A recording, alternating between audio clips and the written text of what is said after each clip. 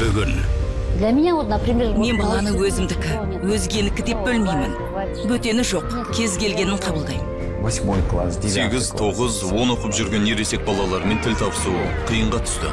алғыс айту күніне орай. Вот понимаете, вот это... Өзімде таңғалам. Ол барлығына қалай жетеді екен деп, бәріне өзінің туған баласындай қарайды ғой. Үлкен жүрек пен шексіз мейірімнің шаңырағына айналған.